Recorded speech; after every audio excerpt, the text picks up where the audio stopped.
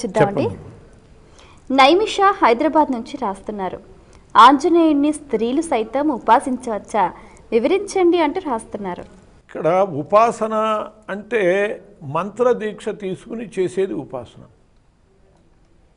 పూజ, ధ్యానము, పారాయణము ఇటువంటి వాటి విషయంలో ఇబ్బంది ఏమీ ఉండదు. దీక్ష చేసేటప్పుడు హనుమత్ దీక్ష ఉన్నది. ఈ హనుమత్ దీక్ష చేసేటప్పుడు స్త్రీలకు ఇబ్బంది రోజులతో సమస్య లేకపోయేటట్లయితే దీక్ష మండలం చేసేయచ్చు. అలా కాకపోతే అర్ధమండల నియమం పెట్టుకోవాలి.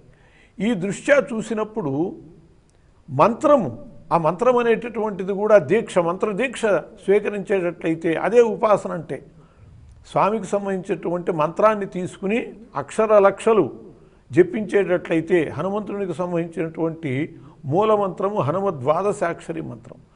ఆ ద్వాదశాక్షరి మంత్రం అక్షర లక్షలు అంటే 12 లక్షలు జపించడం. దీనికి మధ్యలో అంటే ఆంజనేయ స్వామికి శౌచం చాలా ముఖ్యం. నరసింహస్వామికి కూడా శక్తి పూర్ణమైనటువంటి దేవతల విషయంలో మన నియమాలు కూడా కాస్త జాగ్రత్తగానే పాటించాలి. ఏదైనా మనం పవర్ శక్తి కాబట్టి మనం స్వీకరిస్తాం. కరెంటు పెట్టుకుంటున్నాం, ఎందుకు పెట్టుకుంటున్నాము? అది పవర్ కాబట్టి, దాన్ని వినియోగించుకుంటే ప్రయోజనాలు ఉంటాయి కాబట్టి. పవర్ కాబట్టే దాని విషయంలో జాగ్రత్తగా కూడా ఉంటున్నాం. కరెంటుని ఎట్లా పడితే అట్లా వైర్లు కింద పారేయం, దాన్ని జాగ్రత్తగా వైరింగ్ చేసుకుని జాగ్రత్త వహిస్తాం. అట్లాగే పవర్ అని చెప్పి దాన్ని ఆశ్రయించినప్పుడు పవర్ కాబట్టే దాన్ని జాగ్రత్తగా కూడా మనం వినియోగించుకోవాలి.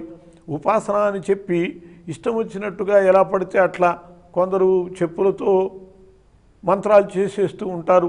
అట్లాగే ప్రయాణాల్లో ఇష్టం వచ్చినటువంటి రీతిగా మంత్రము అలా చేయదగినటువంటిది కాదు. మరి స్త్రీలకి ఇబ్బందులు ఉంటాయి. అటువంటి ఇబ్బందులలో కూడా ఈ మంత్రాలు చేసేటట్లయితే దానికి చాలా అనర్థకాలు వస్తాయి.